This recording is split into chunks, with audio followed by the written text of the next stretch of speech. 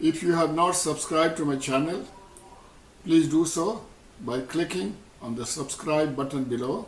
Hello friends, today I'm going to read my own essay. It's called Dangers and 35 Techniques of Brainwashing and Thought Control. In this video, I wish to explore the topic of brainwashing with the aim of making people aware of its great dangers and teaching how to protect oneself and one's children from this evil. You may be wondering why I selected this topic. The reason is that one of my closest relatives was once heavily brainwashed, and it was not easy for him to extricate himself from the clutches of people who had brainwashed him and had tried to control him. But with the blessings of God, he was able to wash his brain clean and rid it of the dirty brainwashing that it had undergone. The consequences of falling prey to propaganda can be disastrous. The Encyclopedia Britannica, in its reference to Goebbels, says, quote, Goebbels, the leading propagandist of the Nazi Party, mastered to the point of near perfection every contemporary device for leading and misleading the public. It was largely due to his extraordinary persuasive propaganda that the German people followed Hitler into the abyss.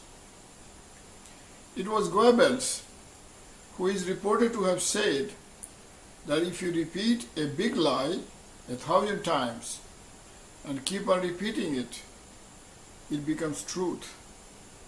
The tactics used by Goebbels and the Nazi Party to control the minds of the German people should be studied by everyone, especially the youth, so as to prevent someone like Hitler from gaining power in the future. Brainwashing is carried out by all sorts of organizations and groups as well as their leaders, especially charismatic leaders. Even though various types of organizations carry out brainwashing, the three kinds that are most notorious in this regard are political, religious, and military organizations. Now, let's talk about brainwashing by political parties. Most political parties engage in brainwashing of their followers and supporters to varying degrees. The National Socialist Party, or the Nazi Party of Germany, and the communist parties in the Soviet Union and in China are notorious in this regard. The reason why most political parties engage in brainwashing to some degree or other is that every political party tries to advance itself by glorifying itself and trying to undermine or belittle its opponent. This does not mean that one should not join any political party or that one should hate politics in general. No serious or large-scale social or political change is possible except through a political party. A political party that is well organized and well disciplined is able to bring about large-scale and thoroughgoing changes in the social, political, and economic system. For example, the 1917, the Great October Revolution in Russia that created the Soviet Union was possible only because of the efforts of the political party led by Lenin and Stalin. And the 1949 revolution that created modern China was possible only due to the efforts of the Communist Party of China led by Mao ZeDong.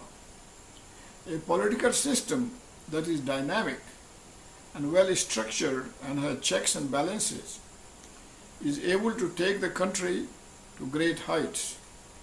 For example, The political system in the USA or United Kingdom are dynamic and have checks and balances.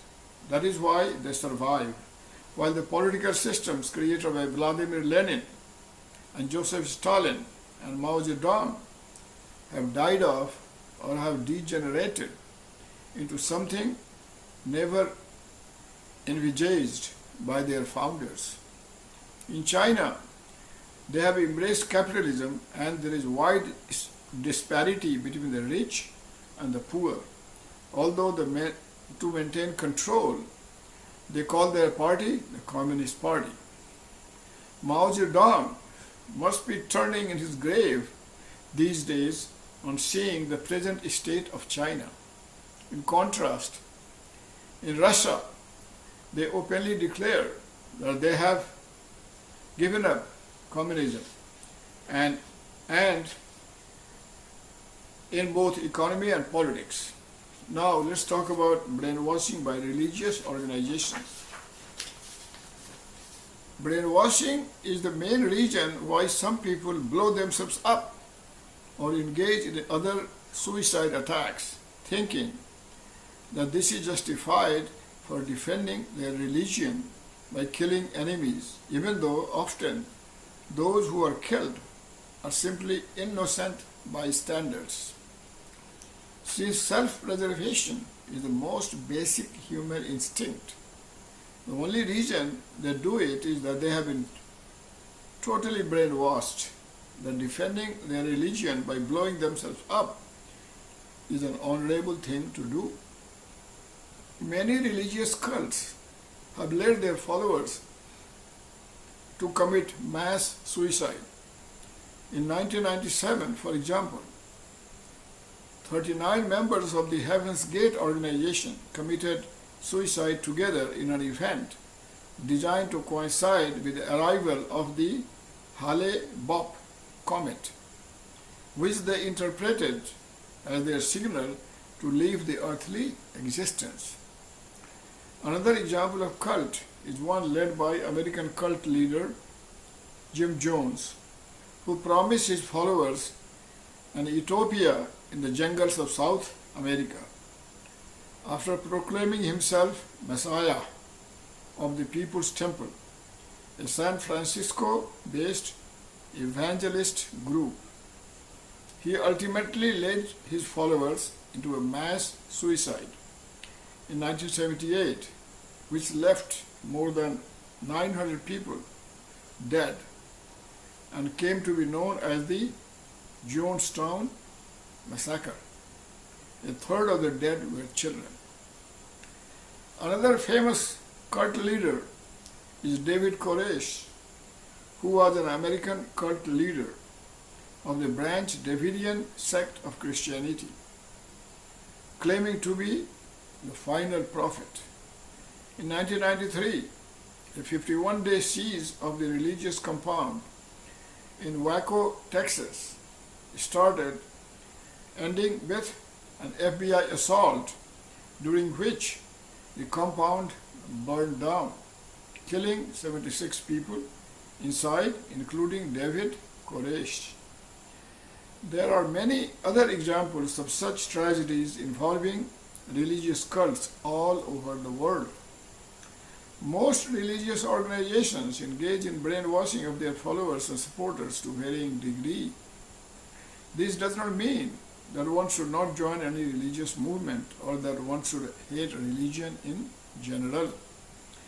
Religious organizations that truly respect other religions and render selfless service to humanity can be of great help to people. Religion has shown to help many people with mental problems or who have no aim in life. Religion also helps those who have been struck by calamities like loss of entire family or serious illness, or those who have become destitute and helpless. China, North Korea and Cuba in 2020 are fertile ground for religion because communism has eradicated religion in those countries, but people there are longing to believe in God. This is why the Chinese authorities are so harsh on Muslims there. This is because the Chinese authorities are really afraid of Islam spreading in China. Islam and Christianity are two religions that carry out serious conversions, which invariably involves brainwashing. But Christianity has become tolerant, while Islam has not. As of 2015, there were 50 countries where Muslims are a majority, and in most of them, Islam is state religion. In Islamic country, only Muslims are considered true citizens. In some countries, for example Pakistan, blasphemy laws are used against non-Muslims. In these countries, if you criticize their prophet, the punishment is death. In most Muslim countries, they have eliminated non-Muslim population through persecution, forced conversions, and killing. Now, brainwashing by military organizations. Military organizations, especially the armed forces of every major power, engages in deep, serious, and sustained brainwashing in order to control the minds of its soldiers and recruits and make them hate the enemies. Because self-preservation is the most basic instinct of human beings, why would a soldier be willing to give up his life in the process of killing enemy soldiers, unless he had been heavily brainwashed that this is an honorable thing to do? Let us discuss the techniques of brainwashing. If you understand these techniques very well, you will be able to recognize the danger signs and be able to safeguard yourself from its grave dangers. Techniques of brainwashing. Number 1, repeated assertion without argument or proof. Dealing with tricks of suggestion. Thouless wrote, quote, "If statements are made again and again in a confident manner without argument or proof, then their hearers will tend to believe them quite independently of their soundness and of the presence or absence of evidence for their truth. More particularly, will his hearers tend to accept the suggestion of a speaker if he has what we call prestige, that is, the acknowledged dignity of authority possessed by cabinet ministers, bishops, professors, and so on. The repeated affirmation, a confident delivery, and prestige are the essence of this technique. Technique number 2, promoting a great leader who is built to be infallible. One of the most important techniques of brainwashing for an organization is to constantly promote and praise its topmost leader. This leader, who may be called president, chairman, master, or guru, or a prophet, is supposed to be infallible and above reproach. Having elevated one individual to a god-like stature, this organization then uses this individual for brainwashing the members and supporters of the organization. For example, in Nazi Germany, chief propagandist Goebbels constantly praised Adolf Hitler as if he was God or sent by God himself to lead the German people. Similarly, in communist China, from the time of the election of Mao Zedong as the chairman of the Chinese Communist Party until his death, the party constantly elevated him to a god-like stature. Whatever words he spoke or wrote were supposed to contain 100% truth and nothing but the truth. Chairman Mao became like God, not only for the Chinese people, but also for revolutionaries all over the world. Anyone in China who dared to criticize him faced death penalty, or at the minimum was declared insane or a so-called counter-revolutionary by those in authority and sent to labor camps for re-education. but how much his people really loved him became crystal clear when, after his death, his beloved wife was imprisoned and left to rot in the prison for years along with other members of the so-called Gang of Four. All the gang members died in prison or committed suicide.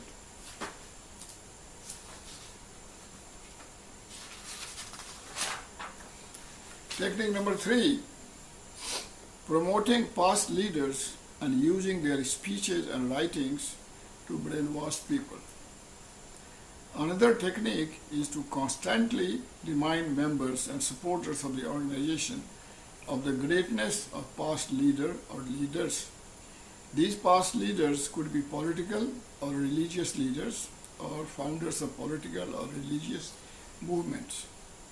The books written by these leaders and their speeches are supposed to contain truth and nothing but the truth. Intelligent and educated people should have more faith in themselves than in any leader, living or dead. We must weigh each idea on its own merit.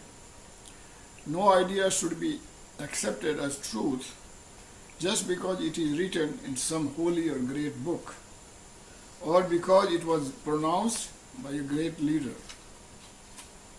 Technique number 4.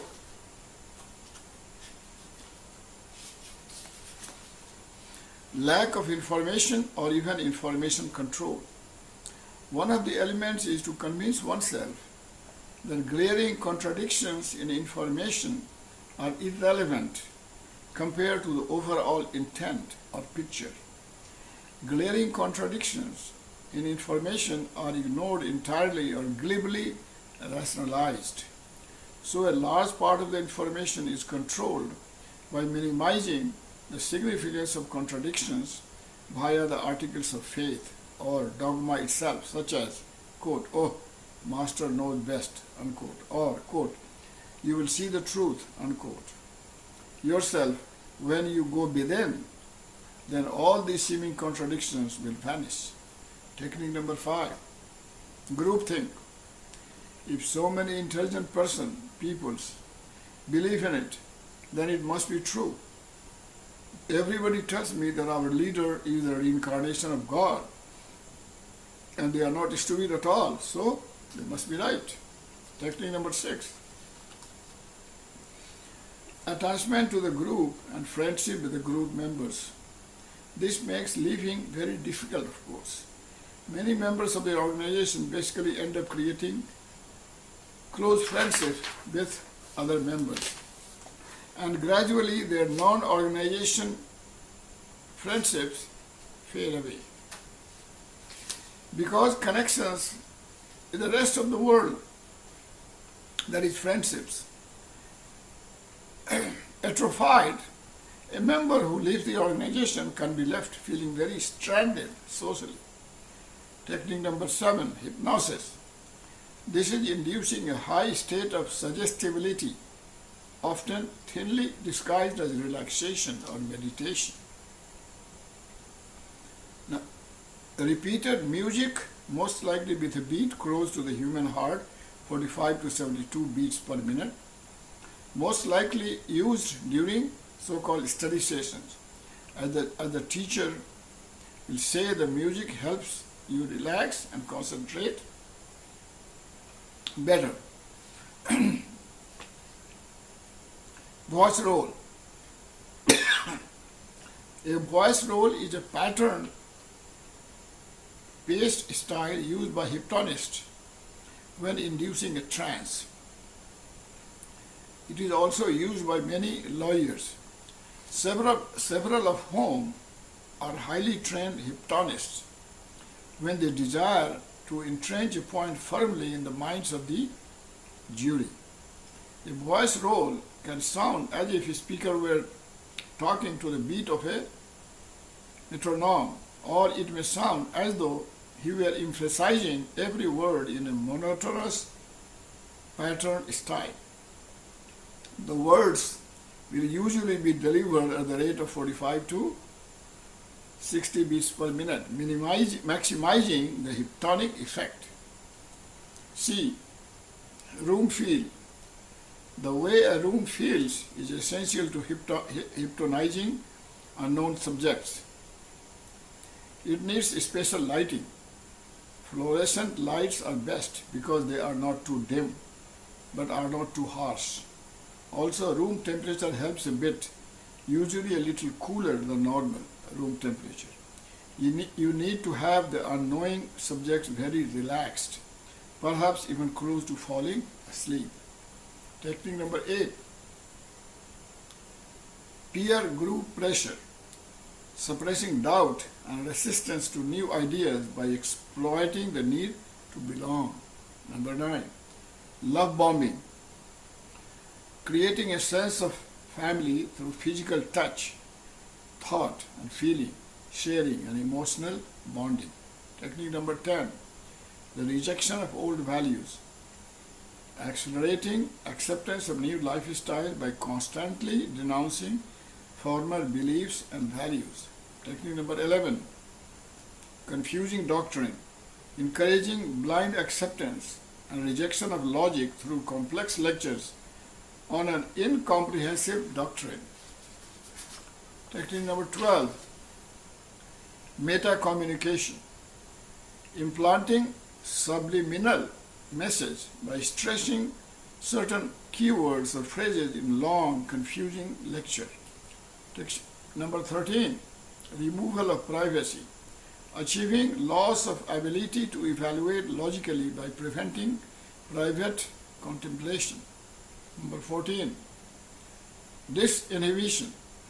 Encouraging childlike obedience by orchestrating childlike behavior.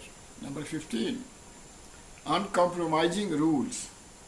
Inducing regression and disorientation by soliciting agreement to seemingly simple rules which regulate meal times, bathroom breaks, and use of medications.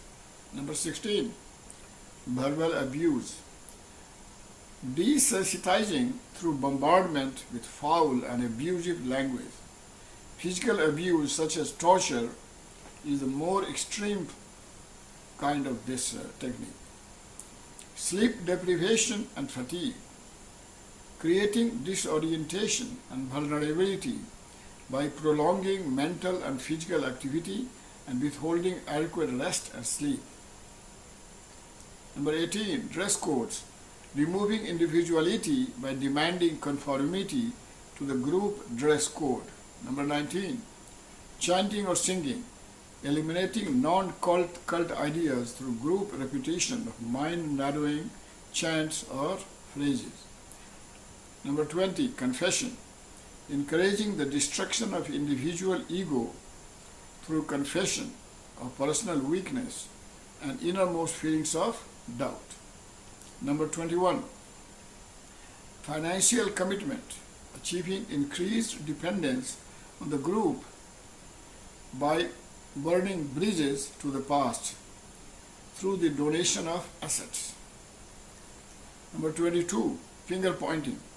Creating a false sense of righteousness by pointing to the shortcomings of the outside world.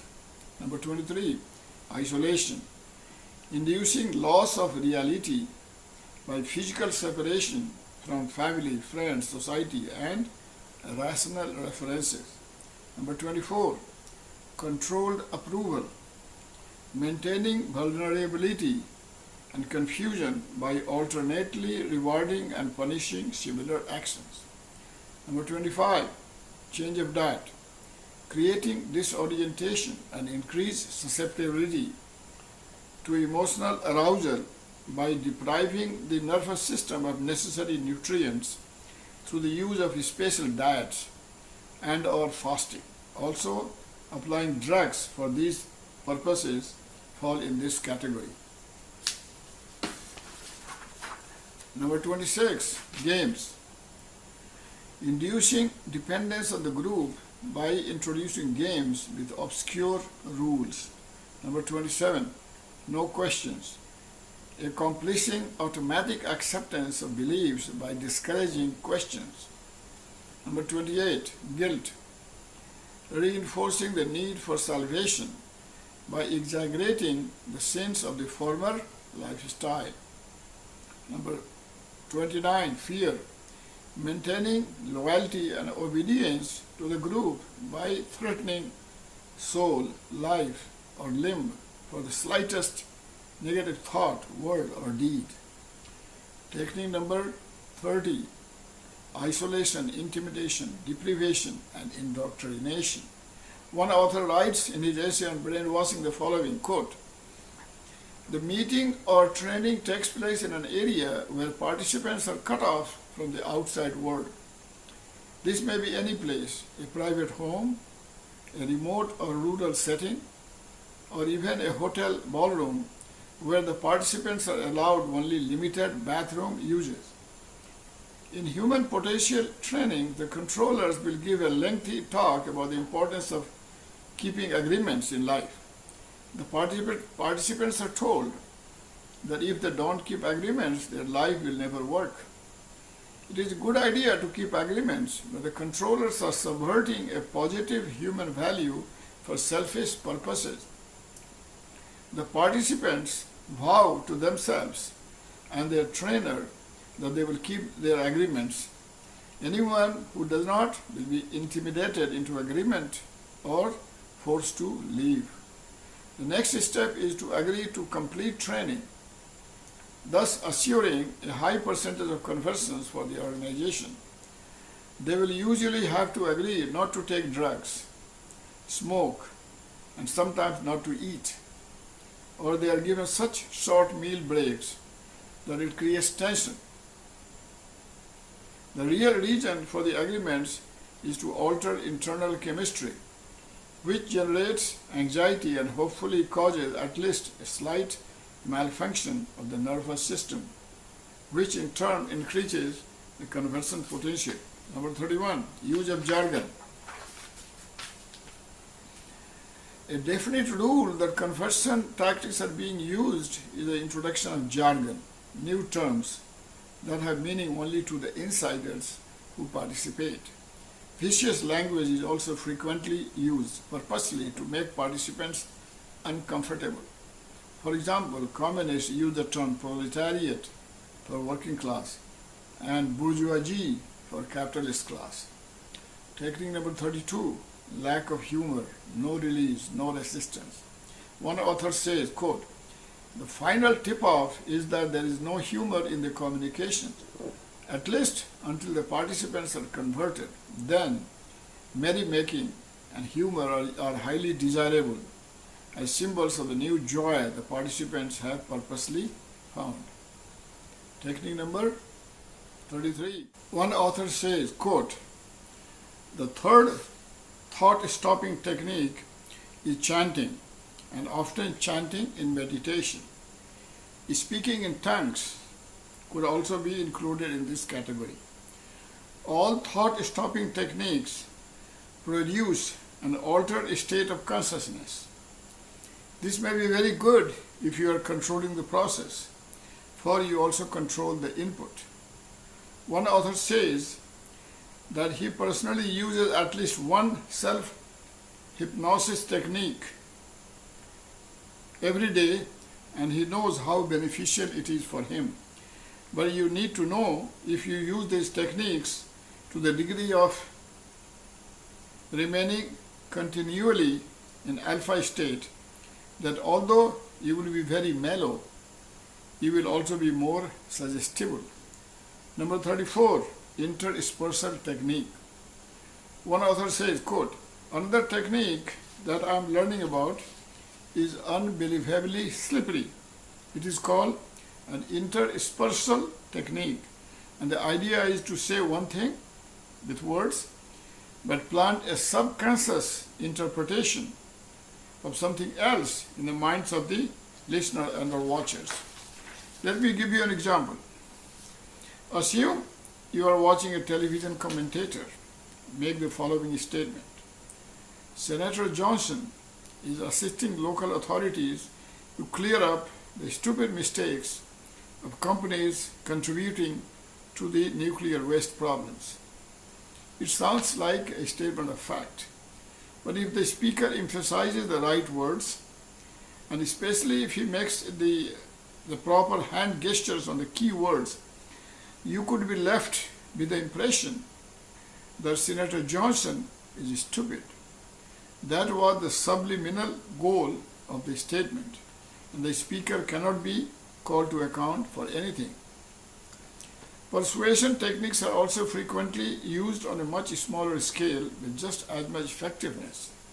The insurance salesman knows the pitch is likely to be much more effective if he can get you to visualize something in your mind. This is right brain communication. For instance, he might pause in his conversation, look slowly around your living room and say, "Can you imagine this beautiful home burning to the ground?" Of course you can.